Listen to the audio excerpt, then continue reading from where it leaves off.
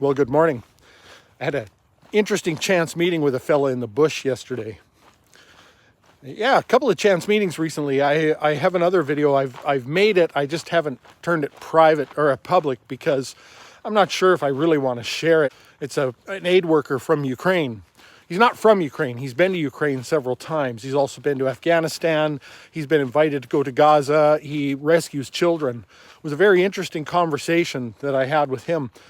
And I haven't made the video public just because it gets very contentious on my channel, and I'm thinking about cutting back on all of that kind of stuff. You know, I don't mind the pithy conversation. I've had a number of, exchanges with the overnator in particular, who's been actually decent, so I don't have a problem with that. What I don't like is when people start putting words in my mouth and saying things like I don't understand that the Holocaust was a bad thing and things like that. You know, people sometimes seem to be unable to have a nuanced, complex conversation without resorting to those kind of personal attacks. So it just gets to be kind of a pain in the ass, right? But anyway, this chance conversation was a little less controversial, although the fella is Ukrainian, and he did tell me about, his whole family is Ukrainian, and he did offer up a whole bunch of things, actually, while we were talking. I wasn't prompting him for anything.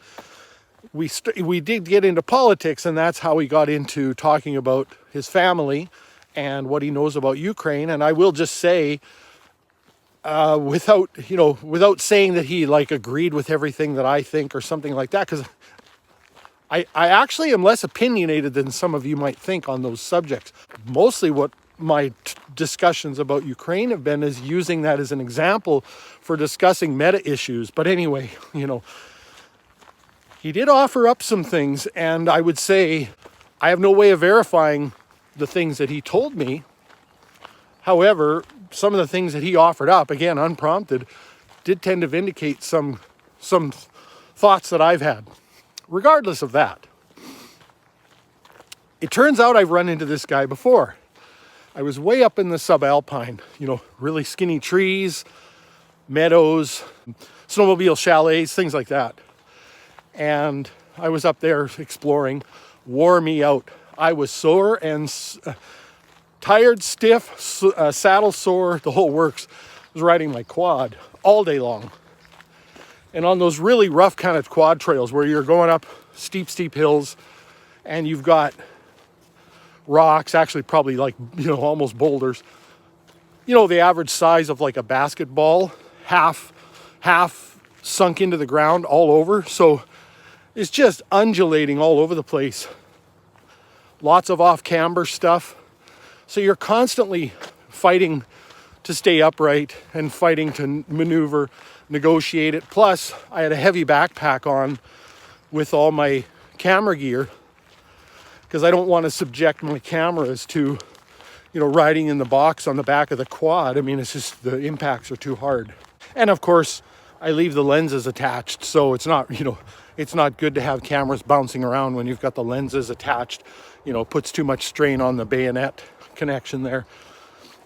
In any event, I was up high and I was doing that to explore, but my intention for going into the bush yesterday was actually to be much lower in the valley at a spot that I've been to before, where I took some photographs of some evidence, shall we say, related to my forest practices or forest stewardship concerns of late. I mean, they've always been concerns, but it's increasing, let's say, these days. And I'd taken photos of these things before, but somehow I got the focus points all wrong, which I don't normally do. I'm not sure what happened that day. I mean, it could have even been a camera malfunction for all I know. I'm not sure. But I was dissatisfied with the photos, and so I was going to go back to that spot and retake them. Now, that wasn't going to take me that long, so I thought, well, I'll do some, a couple of that with some exploring. So I was up high. When I came back down, I was alone in the valley pretty much all day. When I came down later in the afternoon, when I got down closer to the main road, I came across a guy, and he was harvesting cedar branches. Now, I've run into this guy before, as I mentioned, a year or two ago, 2 years ago now, I think. Anyway, in a different valley on a different road, and I recognized him. because I don't see people. That's the thing. Like, very rarely do I come across anyone up in the bush. So I stopped, and I had talked to this guy before when I'd seen him. We'd kind of introduced ourselves, and he told me what he was doing. He's harvesting cedar branches. He sells them to a small company that turns them into cedar oil. And that was the extent of our conversation that time. This time I shut the quad down and we talked. We probably talked for an hour and a half. And we talked about a lot of different things. Interestingly enough, though, I can't remember if I had asked him the first time I saw him what the cedar oil is primarily used for, but I did this time. And he said cosmetics. Now, I found this really interesting in light of the man versus bear thing. I mean, obviously, the idea that you're going to run across some guy in the bush. Like, I've heard lots of women answer this question. A lot of them will say, well, what's a man doing in the bush? Like, that's creepy. I even heard one recently on a whatever podcast, arguably. So, fair enough. Like, it's not the best. It's not the best. Well, maybe it is, right? I mean, I was going to say it's not the best platform or whatever to sort of be ascertaining things from. But then again, I mean, these are people that do exist that are out there. And I have seen more randomized surveys, Johnny on the spot, man on the street type of interviews with sort of more average looking girls compared to some of the ones that are on the whatever podcast, although they have a variety on there as well. Although they do tend to, I would say, they tend to polarize their panel in a way because they'll usually have a few OnlyFans women and then a few like Christian girls kind of thing. That's interesting. But anyway, one of them even recently said that the only thing a man would be doing in the bush would be looking to predate upon some woman, which is I mean, this kind of goes along with my question to most people, do you know even what happens when you turn on a light switch? Like, people are so pampered in our modern world by all the modern conveniences that have been made possible largely by men and are kept working largely by men. And, really, most largely by someone else. I mean, that's really the point, right? Like, you can tell how much someone knows about the very things that make their life possible by asking them a simple question about what happens when you turn on a light switch or what happens when you flush the toilet. A lot of people don't even understand those basic, simple things, which is mind-boggling to me because I grew up having to know those things. I mean, I grew up building a house with my dad, fixing the plumbing, literally building this stuff. And for me, it was kind of from the ground up, right? Because when we moved to Canada, we moved out into the bush. And so we had an outhouse, we had a garden, we had a root cellar, we had kerosene lanterns. Eventually, we ended up getting a kerosene-powered fridge. And I had to learn how that works. And then, we slowly worked towards some indoor plumbing, and I had to help build all of that. And, and then we eventually, when we were able to move to indoor plumbing, then we ended up moving to a phone. We got a phone line put in. It was a party line back in those days, and I watched them put in the phone lines. And we wanted to put some extra jacks in the house, so I had to help wire those. So I learned how all of that works. And eventually, to when I graduated from high school, we lived like anybody else. And we had indoor plumbing, running water, normal electricity, indoor flush toilets, all of the sort of regular modern conveniences of the early 1980s. And my dad worked for BC Hydro for a lot of years. And so, I have a familiarity with how this power is transmitted. And I'm often up on the big power lines, what they call the 500 lines, when I'm up in the bush, because of course there's areas where they traverse, right? Now, I do want to just clarify, I'm not saying, this isn't a value judgment to say that someone has led a hampered life or whatever, that they don't have to understand the infrastructure that makes their daily life possible. I mean, heck, I would probably prefer to be in that situation. than having to be the one to respond every time the furnace stops working, every time there's a water leak, every time something breaks down. The one who happens to be out, maintaining things, that notices that the foundation of the house is cracking. All of those different things, like, the one that has to respond when the car doesn't start, like all of those different things. In some ways, I would rather not have to do any of that. Not really, but I mean, I can see the value in, maybe it's an easier life. Maybe there's less stress involved. I don't know. But it's not a value judgment. I think the value judgment is in people not acknowledging their own ignorance when it comes to those things and not being curious. Like, I think that's a reasonable value judgment of a person, to say, you should have a little bit of gratitude and a little bit of an understanding of just how little you do know about what makes your life possible, and how little you need to know, and have a little bit of humility about that. And I think that's probably the value judgment here. And again, this goes to anyone. I mean, there's obviously lots of men who don't understand this stuff either. So I think, ultimately that's kind of, if there is a value judgment being made here, that's kind of it. And so this is one of those things, and they don't seem to know enough to know that they don't know, if you know what I mean. Like, they don't seem to have the basic curiosity. Like, they just say, oh, well, what's a man doing in the bush? That's creepy. So they're not even imagining all the different products that might be procured in the bush, et cetera, et cetera. And obviously, I find it humorous to note that these self-same girls are probably wearing cosmetics and or other products that have been procured in the bush by a man. So, and they don't even know that. That's the thing. They don't even know that. They don't understand that. So the ignorance that's in the response is something else. I mean, never mind the statistics, right? Like, what is the likelihood that if you did come across a man in the bush, even a random man, which is actually the question, at least as posed by the Whatever podcast. I haven't seen it specified like that on the man on the street interviews. They'll usually say, would you rather run into a man or a bear? On the Whatever podcast, they say a random man. Even a random man, statistically, is not going to sexually assault you. I would argue that the type of men who are in the bush are even less likely than just a random man from the population. I could be wrong on that. This guy, I think he said he's 58, so just a little bit older than me. And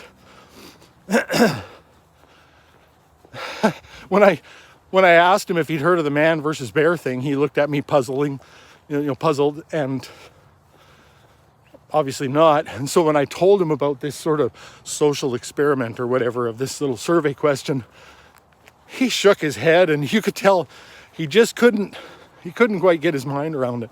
Like, he just couldn't quite figure out, like, how does this make sense? Is this even real, what this guy's telling me?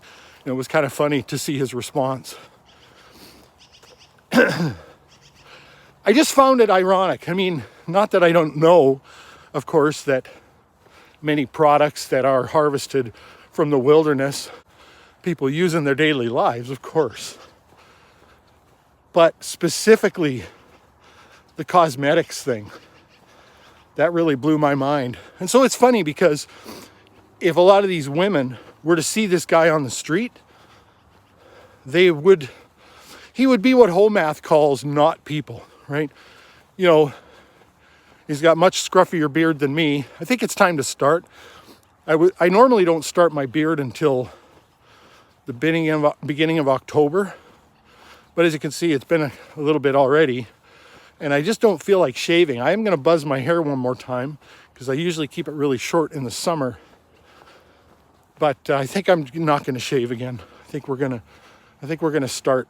But anyway, he's very scruffy. He's not married. So, 58-year-old bachelor, a little bit scruffy, who works in the bush. He does trap lines as well and other things. He's worked on oil rigs. You know, he's kind of a rough, coarse bastard looking guy. They wouldn't give him a second look. And in fact, if he were to approach them in the bar, let's say a younger version of himself, so we don't have the age thing, they would be like, you creep, get out of here. You know, even if he was very, very pleasant and polite. I mean, that's kind of, if you think about that in those terms, he's approaching them while they're wearing the products that he made possible. It's a bit of a social commentary, I think, to just ponder that, to consider that. I thought about that in the hot tub last night, how interesting that is. And of course, you know, this is not to say that this is anything groundbreaking. You know, again, there are many products that these people use every day in their daily lives that have been procured by a man in the bush.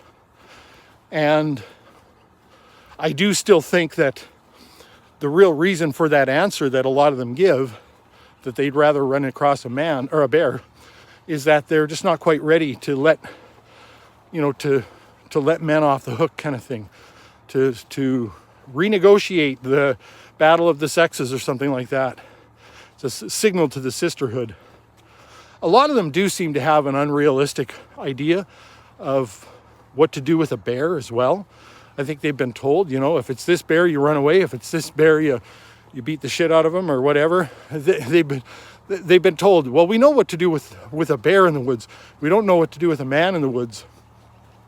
But then if pressed, they don't know what to do with a bear in the woods. You know, and of course, you know, that would necessitate you actually having the intestinal fortitude to do what it takes if you were to run across a bear in the woods. I've got another friend. He's in his 70s now. He was a pilot, and he also did guided hunting. So he would take like guys from Texas and California and New York State, places like that, and he would take them up into the North Country of BC and do big game hunting there. And the thing about that is, you know, he's up in absolute grizzly country there. There's grizzly country here. In fact, this fella that I ran into the other day was talking to me about grizzlies. Maybe I'll close off with that one little grizzly story before I go. But anyway, this hunting guide friend of mine, he actually, I asked him one time, I said, what do you do about bears when you're up guiding these guys? Like, do you take like a sidearm or what? Because I mean, you know, you can't really defend against a bear attack with a rifle. Not well anyway, because usually it's stowed, right? I mean, you know, most of these guided hunting tours, they're like lots and lots of hiking in, setting up, and then you go, you know, to the spot where you're going to actually hunt. And so your rifle is not out most of the time. And most actual bear attacks that like kill people, they're kind of an ambush attack. They're not usually, oh, there's a bear out in the open and we can see him and he can see us, and the bear just decides to just start charging at you from, you know, 300 yards, and you have all this time to line up your sights and all that. That's not how that happens, right? So I asked him, you know, do you carry a sidearm? Because I'd been thinking about getting my firearms license and maybe packing something with me, even though I've been in the bush my whole life and I've never had an issue. I think I know what to do. I've had many encounters, so that thinking I know what to do is based on some experience. I mean, I used to come across bears when I would walk to the school bus in grade 8, you know, things like that, and earlier. Anyway, I asked him and he said, yeah, I bring a sidearm, but it's really just to make the Texans feel better. He said, we don't really have encounters, usually because everybody's talking. And he said, if you really want to make yourself, you know, if you really want to avoid encounters with bears, he said, just go to a dollar store and buy the smallest little bell you can find and just ring that while you're walking. He said, it's a sound that's not in nature. They don't like it and they're going to leave. Or he said, you get a couple of rocks and put them in a pop can and rattle that around. Again, it's a sound that's not in nature. They're not interested. They usually leave. And that's been my experience anyway. I use the vocal cords and clapping a bit, and I just make a lot of noise. Generally speaking, they're just not interested. However, I went to see this guy the other day, and he asked me, are you taking a firearm with you? And his demeanor was different. I mean, I've known this guy for, oh goodness, I rebuilt the 454 in his truck when I worked at the dealership. Well, the truck is a 94 and it was still under warranty. So you can do the math on that, but it's probably 28 to 30 years ago now. Something like that. Yeah, 28 years ago. Yeah, 28 to 30 years ago that I've known, since I've met this fellow. And his demeanor was different this time. Actually, he's almost 80. Anyway, I said, no, I don't take a firearm with me. And he goes, oh, you should. And then he starts telling me about this story that happened to him. I hadn't seen him for a few years. So this is in between the last time I saw him and just the other day. And he says, yeah, he was up in the North Country, and he was fishing alone, and he was focused on his fishing. And then at some point he turned around and there was a bear coming up to him, and it was 80 feet away, and it was just walking towards him, and it just kept coming. It just didn't stop, and he was yelling at it, and he was doing, clapping and yelling and making himself big. It was a black bear, and this bear just kept coming at him. And you can't go in the water, like that's going to do you no good. So he unloaded his handgun into this bear. Like he said, I didn't even know that heard this story, right? Where people start shooting and they just lose it. Their finger just goes on autopilot, right? So he's like, I didn't even know how many bullets I spent until the gun was just going click, click, click, click, click. It's right out of a movie, right? That click, click, click. Anyway, it's interesting, to see, like, this is a guy who'd done guided hunting tours, had never had a fear of bears, really. Dissuaded me from buying a firearm for that purpose. Like, not really, but just said you don't really need it. And now he's the one asking. So, you got to have the wherewithal to do the thing when you're in that situation. And I'm not sure, any of these pavement princesses that go on the whatever podcast and don't understand what happens when you turn on a light switch, even if they remembered grizzly bear, play dead, black bear, fight until you're dead, whatever. They're not going to have what it takes to actually stand up. And I'm not saying I would either, because I have had interactions with bears. I've never had one that just won't stop coming at me. They usually turn tail and run when I see them, right? Either way, this fellow that I met in the bush did tell me an interesting story. He was saying, and I got to look into this because I'm not sure, I'm skeptical of claims. He was telling me that there's an area up in the bush where they take the problem grizzly bears. And that's of interest to me because I've been there.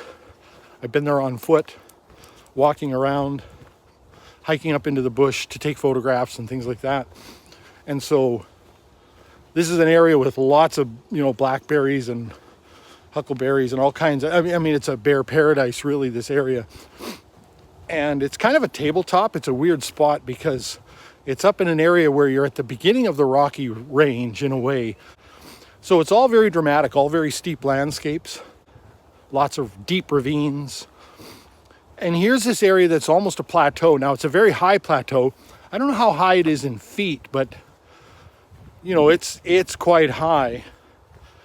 And it's not level, but it's pretty flat, actually, up there. It's a rare flat plateau on the higher mountains. And it's dotted with lots of little lakes. I mean, it's basically the whole thing is kind of a marsh, but it's divided between a bunch of small lakes and some ponds and some swampy area. So it's kind of a bear paradise up there, and moose too, which probably is why it's a grizzly paradise as well. Deer and moose and elk and stuff up there. Anyway, so I got to research that and make sure that's actually true, that the conservation guys take. Not that it matters, because there are grizzly up there anyway, but if there's a lot more grizzly, I'd like to know about that. But anyway, he was telling me that one time his dad, I think he said his dad and his uncle and he or something like that, were up at one of these lakes and they were fishing and they heard all this commotion. And so they They got the binoculars and they looked across the lake, and he said they saw a grizzly orgy. I don't know, like a half a dozen grizzlies or something like that. He said that's what all the noise was. They were having this, never seen it before, this kind of a grizzly orgy. So anyway, I thought that was kind of interesting. His parting words to me as we parted ways were, don't get eaten. Have a good day.